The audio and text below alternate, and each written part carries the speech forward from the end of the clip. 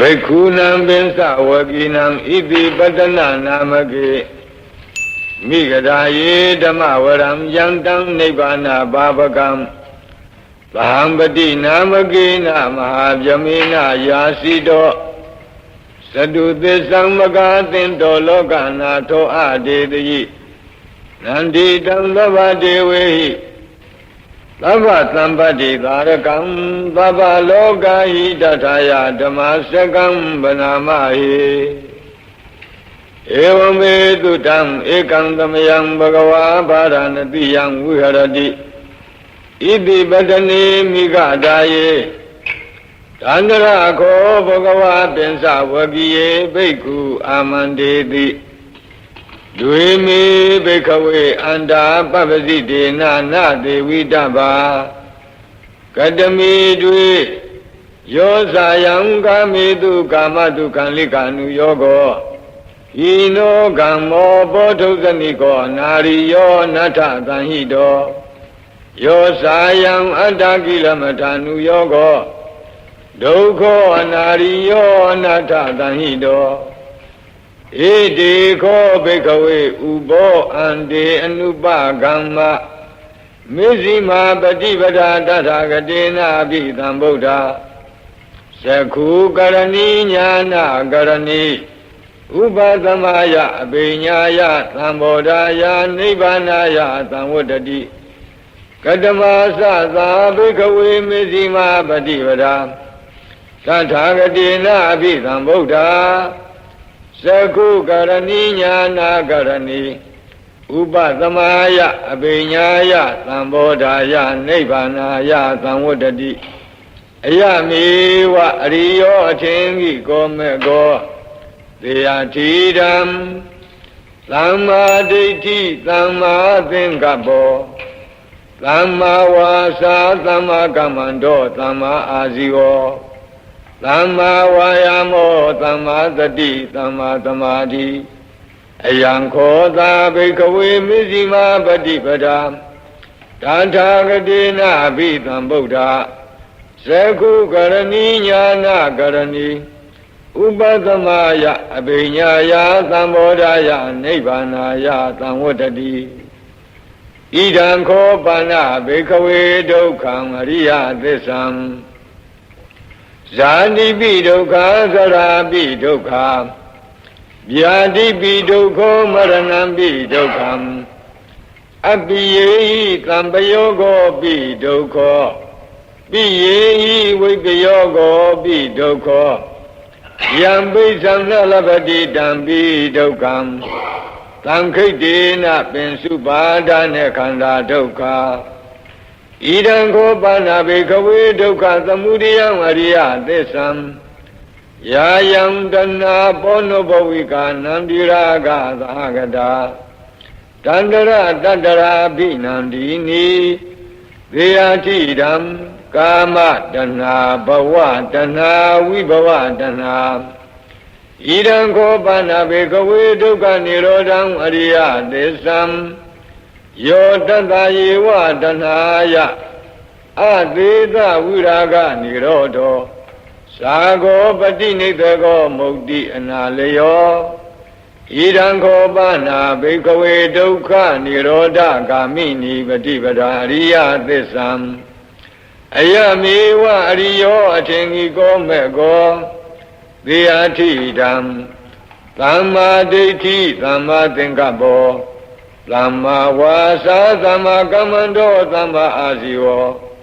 Samma vayamo samma sati samma samadhi Idam dukkham ariya thissam-ti me bhikkhawe Bhubbe ananuttu-tetu dhammetu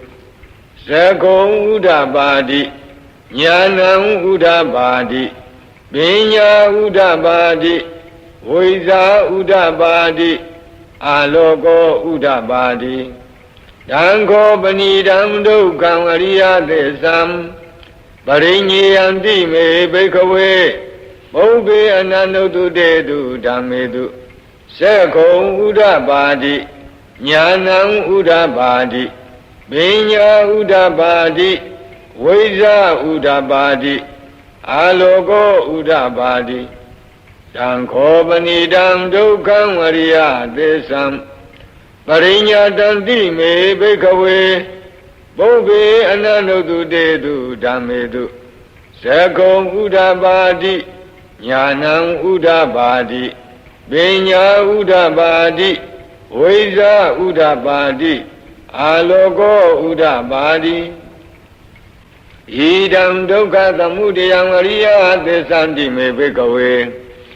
ဘုဗ္ဗေအနန္တုတုတေတုဓမ္မေတုဇကုံဥဒ္ဓပါတိညာဏံဥဒ္ဓပါတိပညာဥဒ္ဓပါတိ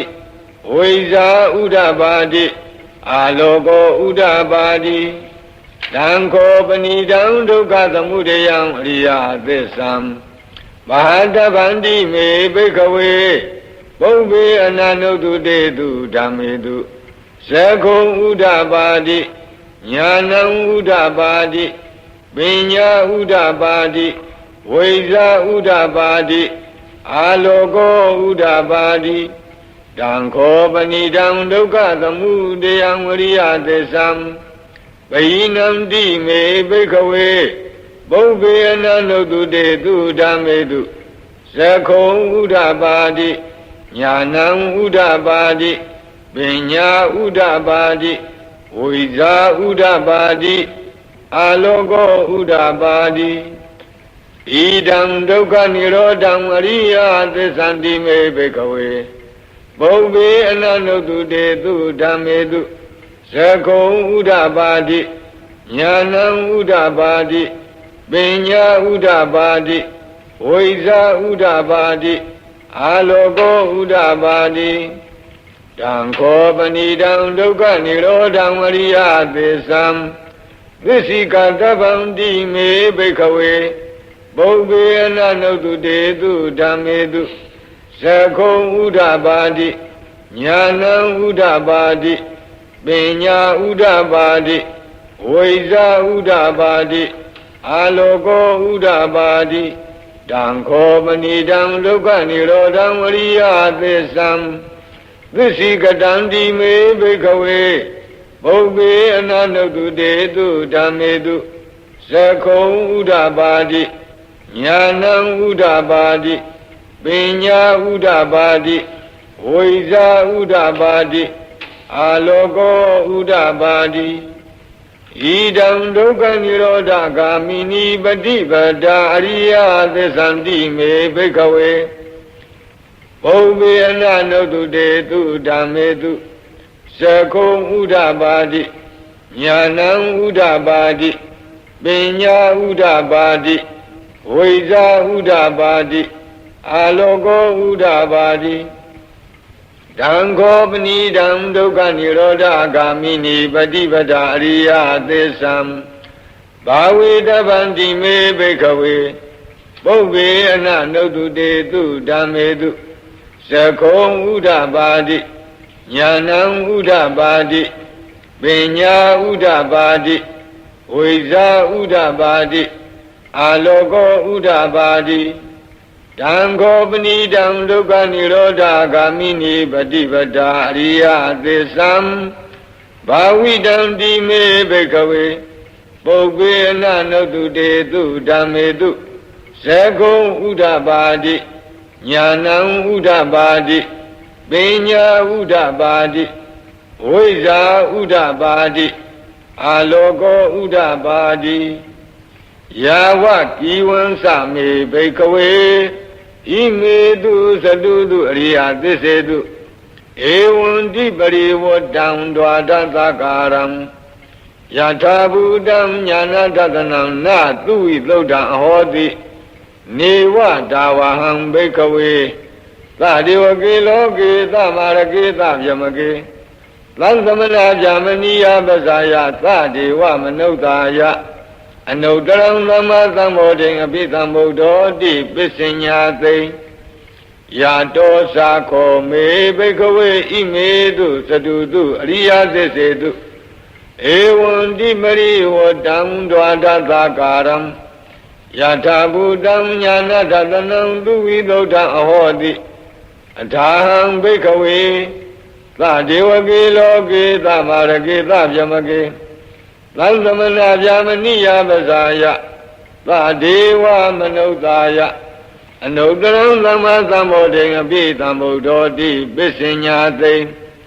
ညာနိသပန္နမေဒတနံဥဒပါတိအကုပ္ပါမေဝိမု ക്തി အယမန္တိမာသာတိနတ္ထိဒာနိပုဏ္ဏဘောတိဣဒံမောသဘဂဝါအတ္တမနာပိစ္ဆဝကိယဘိက္ခုဘဂဝါတောဘာတိတံအဘိနန္တုံတိဣမသမိန်သဗ္ဗနာဝေယကရဏသမိန်ပညာမနေအာယသမတောကွန်တညတဝိရဇံဝိဒမလံဓမ္မစကုံဥဒပါတိယံကိဉ္စိသမုဒယဓမ္မံသဗ္ဗန္တံនិရောဓဓမ္မံတိဘဝန္တိတေသပန္နာဘဂဝတာဓမ္မစကေဘုံမာဒေဝသတ္တမနုဿဝေသုံဧတံဘဂဝတာပါရဏတိယံဣတိပတ္တနိမိဂဓာယေအနုတရံဓမ္မစကံဘဝတိတံအပတိဝတိယံသမဏေနဝါဗျာမဏေနဝါဒေဝေနဝါမာရေနဝါယမုနာဝါကိနာစီဝါလောကသမိန်တိဘုံမာနံဒေဝနံသတ္တံသုတ္တဝါဇာတုမဟာရာဇိကာဒေဝသတ္တမနုဿဝေသုံဧတံဘဂဝတာပါရဏတိယံဣတိပတ္တနိမိဂဓာယေအနုတရံဓမ္မစကံဘဝတိတံအပတိဝတိယံသမဏေနဝါဗျာမဏေနဝါဒေဝေနဝါမာရေနဝါယမုနာဝါကိနာစီဝါလောကသမိန်တိဇာတုမဟာရာဇိကနံဒေဝနံသတ္တံသုတ္တဝါဒါဝတိသဒေဝသတ္တမနုဿဝေသုံဧတံဘဂဝတာပါရဏတိယံဣတိပတ္တနိမိဂဓာယေအနုတရံဓမ္မစကံဘဝတိတံအပတိဝတိယံသမဏေနဝါဗျာမဏေနဝါဒေဝေနဝါမာရေနဝါယမုနာဝါကိနစီဝါလောကသမိန်တိဒါဝတိံသာနံဒေဝနံသတ္တံသုတ္တဝါယာမာဒေဝသတ္တမနုဿဝေသုံဧတံဘဂဝတာပါရဏတိယံဣတိပတ္တနိမိဂဓာယေအနုတရံဓမ္မစကံဘဝတိတံအပတိဝတိယံသမဏေနဝါဗျာမဏေနဝါဒေဝေနဝါမာရေနဝါယမုနာဝါကိနာစီဝါလောကသမိန်တိယာမနံဒေဝနံသတ္တံသုတ္တဝါဒုတိတာဒေဝသတ္တမနုဿဝေသုံဧတံဘဂဝတာပါရဏတိယံဣတိပတ္တနိမိဂဓာယေအနုတရံဓမ္မစကံဘဝတိတံအပတိဝတိယံသမဏေနဝါဗျာမဏေနဝါဒေဝေနဝါမာရေနဝါယမုနာဝါကိနာစီဝါလောကသမိန်တိဒုတိတာနံဒေဝနံသတ္တံသုတ္တဝါနေမနာရတိဒေဝသတ္တမနုဿဝေသုံဧတံဘဂဝတာပါရဏတိယံဣတိပတ္တနိမိဂဓာယေ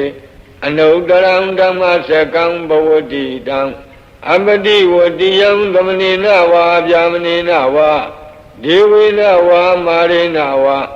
ယမုနာဝါကိနာစီဝါလောကသမိန်တိနေမနာရတိနံဒေဝနံသတ္တံသုတ္တဝါပရဏိမိတဝသဝတိဒေဝသတ္တမနုဿဝေသုံဧတံဘဂဝတာပါရဏတိယံဣ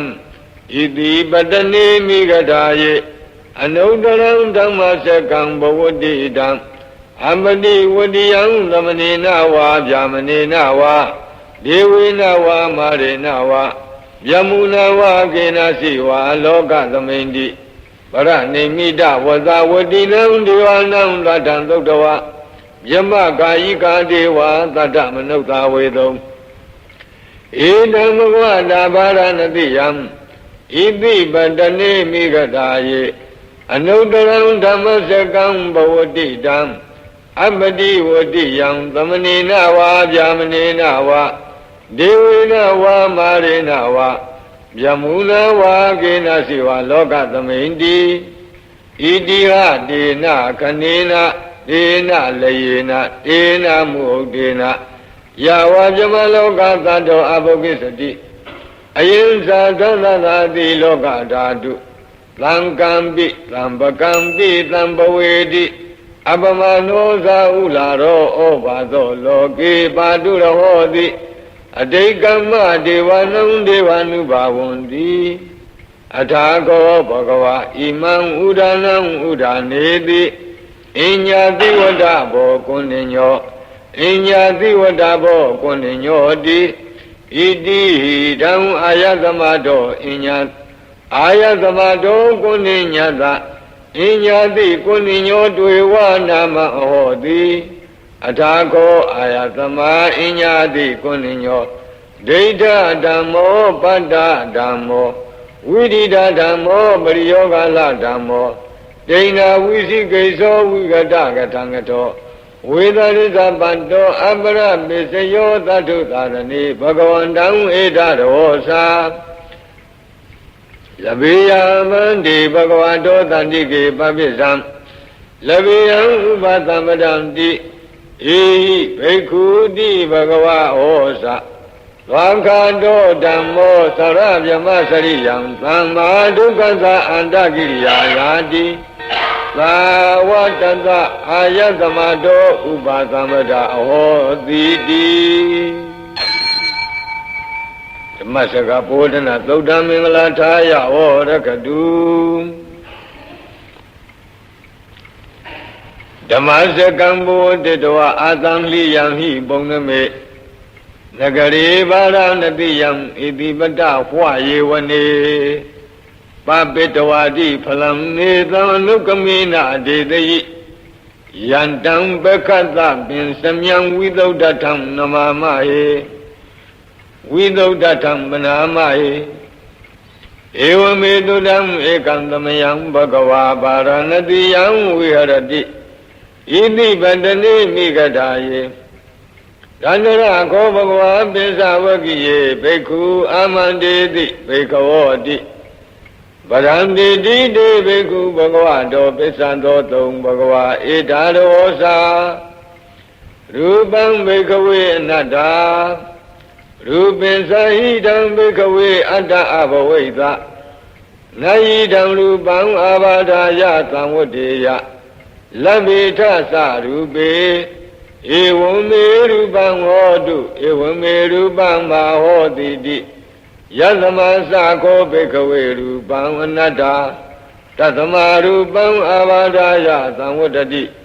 နသလဗ္ဗတိရူပေဧဝံမေရူပံဟောတုဧဝံမေရူပံမဟောတိတိဝေဒနာအနတ္တဝေဒနာသာယိတံဘိက္ခဝေအတ္တအဘဝိသနေယိတံဝေဒနာအဘာဒာယသံဝတ္တေယလဗ္ဗေထသဝေဒနာယဧဝံမေဝေဒနာဟောတုဧဝံမေဝေဒနာမဟောတိတိယတမသခောဘိက္ခဝေဝေဒနာအနတ္တတတမဝေဒနာအဘာဒာယသံဝတ္တိနသလဗ္ဗတိဝေဒနာယဧဝံမေဝေဒနာဟောတုဧဝံမေဝေဒနာမအဟောတိတိသင်ညာအနတ္တသင်ညာသဟိတံဘိက္ခဝေအတ္တအဘဝိသနာယိတံသင်ညာအဘာဒာယသံဝတ္တေယလဗ္ဗေထသသင်ညာယဧဝံမေသင်ညာဟောတုဧဝံမေသင်ညာမဟောတိတိယသမသခောဘိက္ခဝေသင်ညာအနတ္တ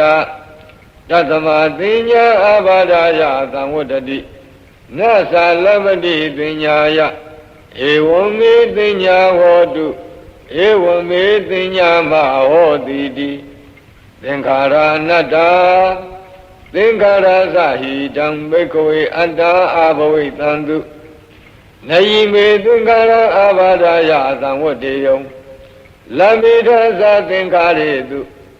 ဧဝမေသင်္ခါရဝန္တုဧဝမေသင်္ခါရမအဟိတုံတိယသမသခောဘိက္ခဝေသင်္ခါရအနတ္တ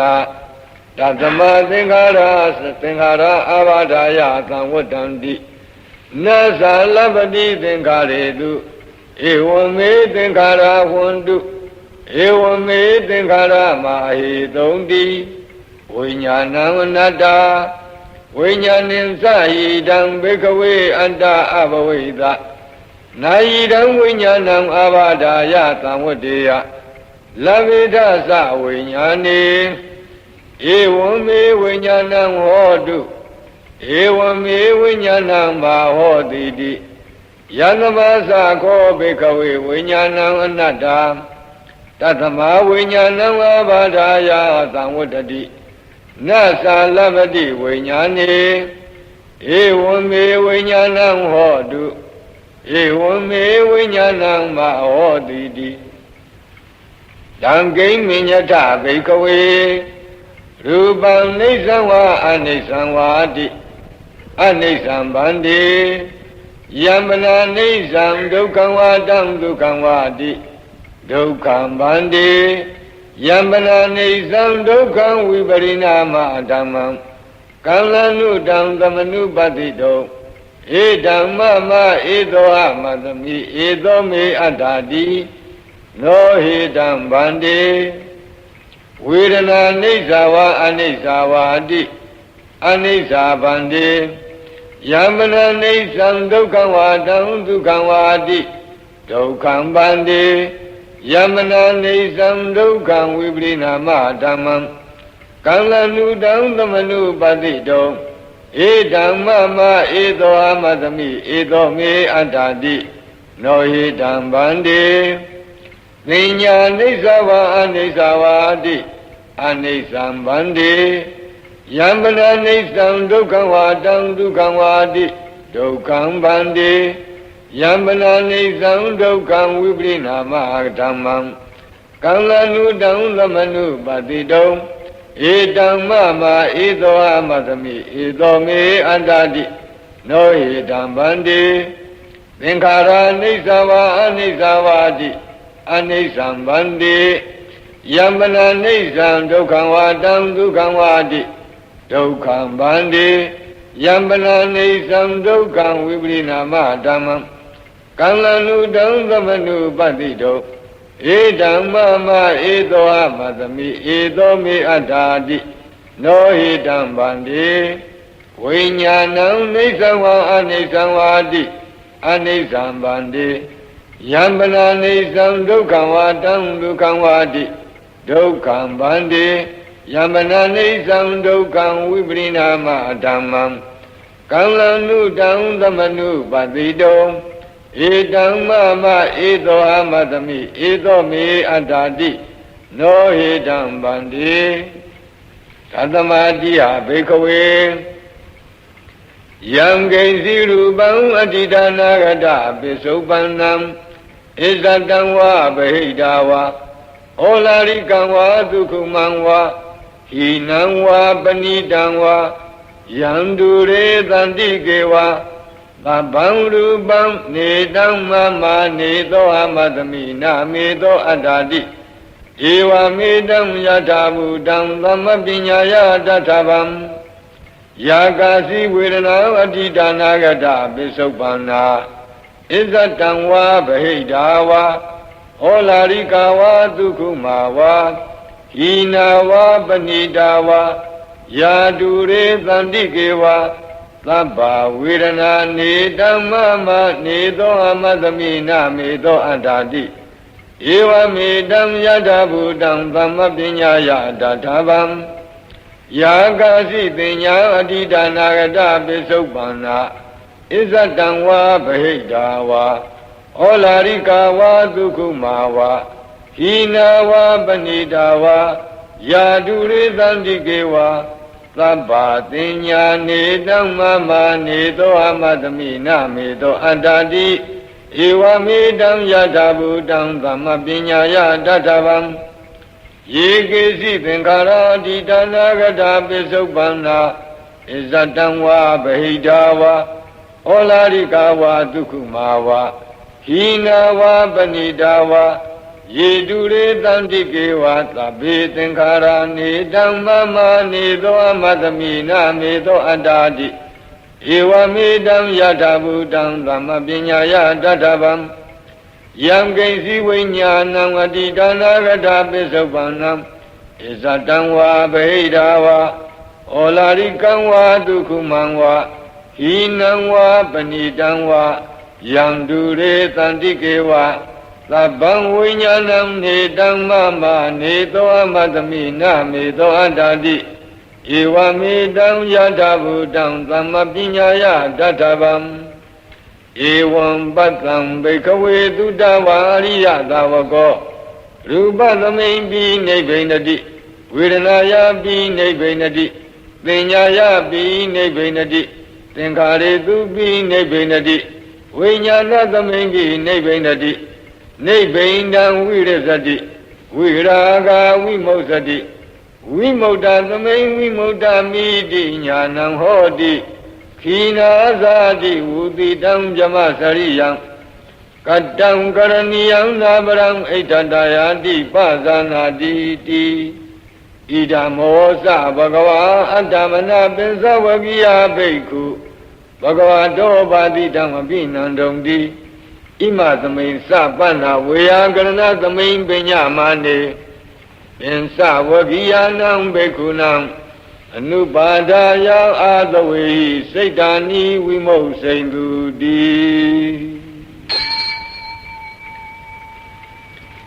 Anatta lakhana dhautandam Mingalataya varakadu Anatta lakhana dhautandam Mingalataya varakadu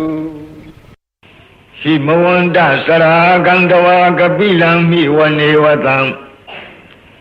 Dudunaga Purikaro Mugadi Zeta Boname Himavanta Sarakandava Kabilami Vanivadam Dudunaga Purikaro Mugadi Zeta Boname Himavanta Sara Shi Sankha Nuima Si Am Himavanta Dedasari Jwachiro Muyama Agandava Binyin Zwangwe Lama Byantam Jwachiro Mugewe Kabila Miwane Kabila Dulavazi Mindeji Anima Wongdoji Adonai Lubunaga Purikaro Laki Wunwe Nunebyo Athena Ya Yahandado Daya Wun Yong Daya Shesong Sanla Bongo Wun Chong Bachang Yang Adi Piye Watan Do Daya Shui Si So Yung Mi Hu Xuan Ji Nalong Gareng Dong Tai Ni Do Mu Do Mya Sa Phayadi Zeta Bongnami Zeta Neka Sanya Jai Jong Ne Yong La Di Ne Nai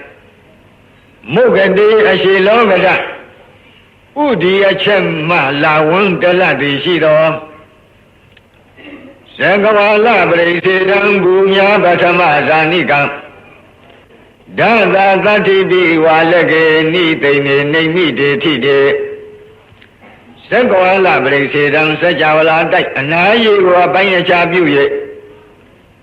Bunya Batama Zanikam Yadima Wihimu yang Batama Zambongo Daya Walegi Dami Yada Tauchen Tusa Lawyong no Ayanai Dada Tati Bi Ediba Say the Gohipian The Jikasa Najik Long Jik Lejik Najik Chowjik Asudo Jao Nibini Galonaga Namya Jamadurado Nina de Siwe Ladishiro Name de Bode Name da Yowa Hayango Ramyadi Chi de Darawado Nebjamado Zaina, I like this Yoza Yatana Nele Me Lassen Radina Tambreba Zandobin and Sawivaragam Mahajuhandu Munglanam Vitakanim Sasulagam တုဝတကံတုသတ္ဒါနံပုရာဘေဒင်သဗုဒ္ဓိနံဝတ္တုံဘိက္ခုနာမစိက္ခိသမယံနာမတတနာအာကံစီဝေရောက်လာထိုနတ်မြမပေါင်းတို့တွင်ရာဂိနံယာဂစရိုက်ပြောပွားနတ်မြမများတို့အားပရိပါဇံယာဂကင်းပြယဟန်မြဖြစ်ကြောင်းအကျင့်ကောင်းကိုစုပေါင်းဖော်ပြရာသမ္မာပရိပါဇနိယသုတ်ကိုဒေါတိနိသဒေါသစရိုက်ကြောင်းများနတ်မြမများတို့အားကဝိဝါဒကံကလဟဝိဝါဒစသည်ရှိပါထိုတရားတို့ထင်ရှားဖြစ်ခြင်းအကြောင်းရင်းကိုလင်းလင်းဖော်ပြသည့်ကလဟဝိဝါဒသုတ်တံကိုမုံလာနံမောဟစရိုက်ပြောပွားနတ်မြမများတို့အားကမဟာဗျူဟံမိစ္ဆာယူဆွေးညီသူတို့ဝိညူပုဂ္ဂလသူထံမှလည်းရှုံချချီးမွမ်းရပုံလမ်းကိုခွဲချမ်းစိတ်ဖြာဖော်ပြရာဖြစ်သည့်မဟာဗျူဟသုတ်ကိုဝိတကာနန္တုဝိတစရိုက်ပြောများနာများနှင့်ဝိတစရိုက်ပြောပွားနာများနှင့်ပထမဇံဘုံကားမြမများတို့အားကဇူလကံဒိဋ္ဌိကြီးထူထိုးသူတို့အယူတစ်ခုအစွဲပြု၍သူအယူဟုတ်ငါယူဟုတ်ဟုပုခ္ခညင်ခုံဆွဲလန်းပုံကိုလုံးစုံကြနာညွန်းဖော်ပြသည်သုလယူဟာသုတ်တံကိုသတ္တာနံတုတရာစရိုက်ပြောများပြောပွားနတ်မြမများတို့အားကသူဝတကံရဟတဖို့စိုက်ကပฏิပတ်ကိုဆက်ဆက်ဖော်ပြသည့်သူဝတကအမိယာတော်သုတ်တံကိုဗုဒ္ဓိနိသပညာစရိုက်ပြောပွားနတ်မြမများတို့အားကပုရာဘေဒံခန္ဓာသွေဖီမသေးမီကသုံးလီသိက္ခာပြည့်စုံရာဟုကောင်းစွာဖော်ပြသည့်ပုရာဘေဒအမည်ရတဲ့သုတ်တံကိုဝတ္တုံစရိုက်6ပါးအလိုက်သင်အားဖြင့်ဟောကြားတော်မူအံသောအခါဘိက္ခုနံထိုမြများစွာစည်းဝေးလာသည့်မြမနှင့်နတ်ပရိသတ်ကိုတတ်တထင်ထင်မသိမြင်ကြသေးသောယဟန်တော်တို့အားသမယံကလုံးလကားနတ်များမြမသူရာအပေါင်းကိုတေတံထိုစည်းဝေးရောက်လာနတ်မြမတို့ဤစိတ်တကံလတာဇန္နနာထံဖယားမြတ်စွာတို့သူငါလျက်သိညာထွေပြကြပေစွာဟုအာရရှင်လန်းခံကြံသောစိတ်ဖြစ်ရှိကြခြင်းအကျိုးငါနေသံတို့စည်းဝေးရောက်လာနတ်မြမတို့ဤနာမတတနာအမည်နာမညွှန်ဖော်ပြခြင်းဖြင့်သမယံကလုံးလကားနတ်များမြမသူရာအပေါင်းကိုအခါတိဤသူဤမီလာရောက်သည်ဟုမိဤစကားကြားတော်မူခဲ့လေပြီဆရာတော်ဥပုပ်ရေးတယ်ဆိုတာကစာညံပေးညံနေနဲ့ပါပြီးနေတော့စာလူပေးလူပြောမှလည်းပဲပိုကောင်းတဲ့နေရာတွေရှိတယ်သို့တော့သူ့အချိန်ကြတော့ပြန်ပြီးတော့ပြောမယ်ပေါ့နာမေခာနိနယေဇေဝံဓမ္မာဘိသမယောကထံကံလာဒိန်သစ္စာဒီပေနာနေတံပိတာဒီတောပိဝါနာမေခာနိနယေဇေဝံဓမ္မာဘိသမယောကထံကံလာဒိန်သစ္စာဒီပေနာနေတံပိတာဒီတောပိဝါယစ်ဇေဝံယတိဧဝံအကယ်၍တိယင်းလို့ဖြစ်သည်ရှိသောနာမေခာနေနာဤသူဤမီလာရောက်သည်ဟုမိဤတကားပြာခါမြဖြင့်ဓမ္မာဘိသမယောသစ္စာ၄ပါးတရားသိမြင်ကြွတံဝင်ញင်းသည်ကထံဟောတိဘယ်သို့ပဲပုံဖြစ်နိုင်တုံးလိမ့်နီဒါကစောရကများကမေးတဲ့အတန်နေကံစည်းဝေးရောက်လာထိုနတ်မြမတို့ဤ ကံလာတိမျိုးမြည်ထွေပြဟောဖို့ကြားသဖြင့်အာရရှင်လန်းကြံခံသောစိတ်နုညံ့သောစိတ်နိဝရဏကင်းသောစိတ်တက်ကြွသောစိတ်ကြည်လင်သောစိတ်ဖြစ်ရှိကြသည်ကို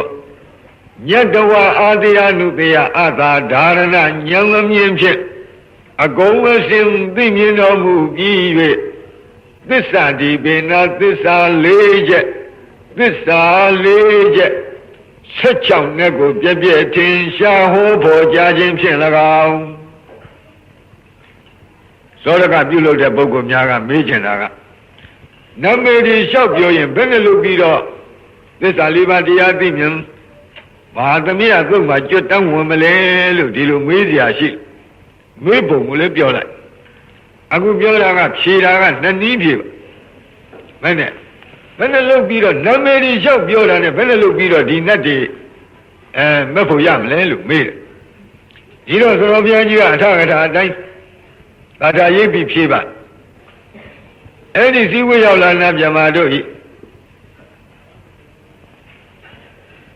အမည်အမျိုးအစားတွေကိုပြောပြတဲ့ဖြင့်အလွန်ရှင်လောင်းဝမ်းမြောက်သောစိတ်ရှိနေကြတယ်အာရရှင်လောင်းကြံခံသောစိတ်နုညံ့သောစိတ်နိဝရဏကင်းတဲ့စိတ်တက်ကြွသောစိတ်ကြီးလင်သောစိတ်ဆိုတဲ့ကံလစိတ်တမုဒုစိတ်တဝိနိဝရဏစိတ်တဥဒကစိတ်တပတန္နစိတ်တဆိုတဲ့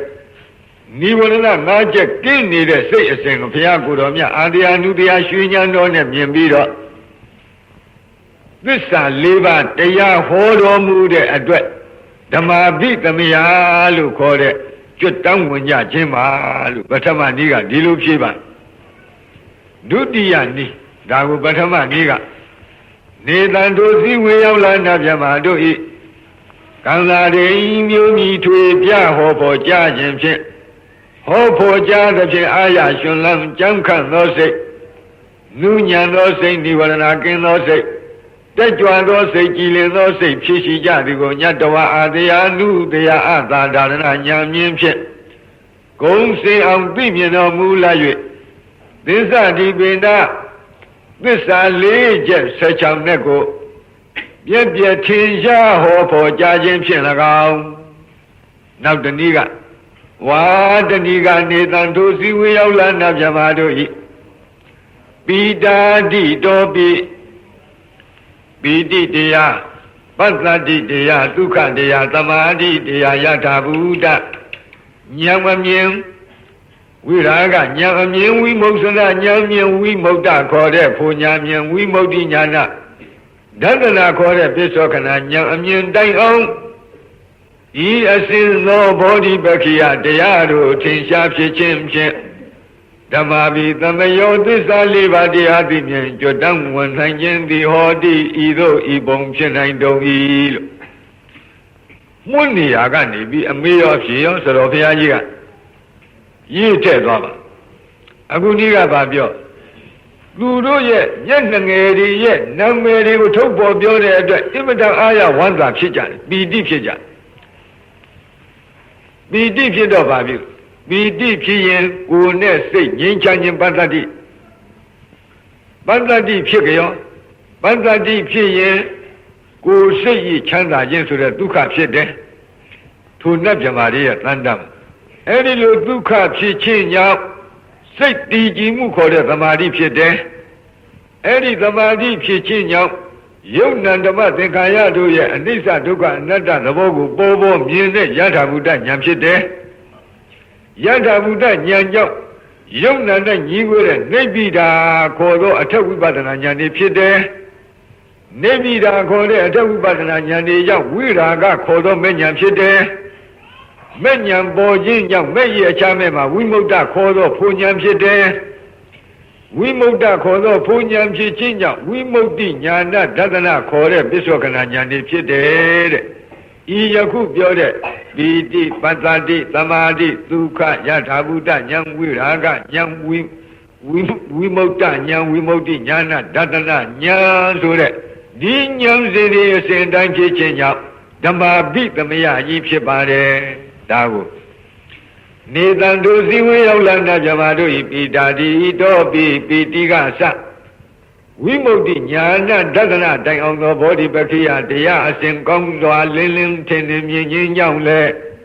ဓမ္မဘိသမယောသစ္စာ၄ပါးတရားသိမြင်ကြွတန်းဝင်ခြင်းသည်ဟောတိဤနိဤပုံဖြစ်နိုင်တုံ၏တံသမဘိနဝထာနေတုမင်္ဂလံဝဒတံဣဒံဝတ္တဗံဝိစရံသောတုံဒေဝတန္တံဗနာမဘောတသမထိုတို့မဟာသမယသုတ်တော်ကိုကိုရောကြည်ပြူနာယူကျက်မှမြမနတ်တို့မပြတ်နေတဲ့ဝမ်းမြောက်ခြင်းဟူသောအကြောင်းကြောင့်အဘိနဝထာနေတုဂေဟပဝေဒနာစသည်စုစုအသစ်မှုကိုပြုလုံရာရာအရာဌာနတိုင်းတို့၌မင်္ဂလာမကောင်းပဲရှားစည်းဝါဖြင့်ကြောင်းကောင်းမှုမင်္ဂလာကိုဝဒတာဝဒံတေနပြီးပြင်းတွတ်တွတ်ရွတ်ဆိုတဲ့ပုဂ္ဂိုလ်သည်ဣဒံသုတ်တံပြမတို့ရှင်းနေတဲ့အတ္တိမဟာသမယသုတ်တော်မြတ်ကိုဝတ္တဗံပြီးပြင်းတွတ်တွတ်ရွတ်ဆိုသင့်ပေ၏ဣဒံသုတ်တံပြမနတ်တို့လေးမြတ်ကိုရောဤမဟာသမယသုတ်တော်ကိုသောတုံသရာကြီးပြုနာယူခြင်းကဒေဝထက်ရရွနတ်မြမတို့သည်တံတံဌာနံထိုထိုဒိသာရှင်မျက်နာရတို့ဝိစရံဝိစရန္တာကျင်လီလှိပတ်မပြတ်သွားလာလျက်ရှိကြကုန်၏ဘောဓတိသုံးမောသင်္ဃာတော်ပေါင်းအိုအရှင်ကောင်းတို့တံတသမထို့ကြောင့်တံတာဒီတံထို့တို့ရှုအပ်မြတ်သောကျေးဇူးဂုဏ်အထူးနှင့်ချီးကျူးလောက်လုံးပြည့်စုံပေထသောတံမဟာသမယသုတ်တံထိုမဟာသမယနာမတွင်ခေါ်နတ်တို့ချစ်နေတရားသည်သုတ်တော်ကိုဗနာမပြီးပြင်းပြတ်သာရွတ်ပွားသရစေကြပါကုန်စို့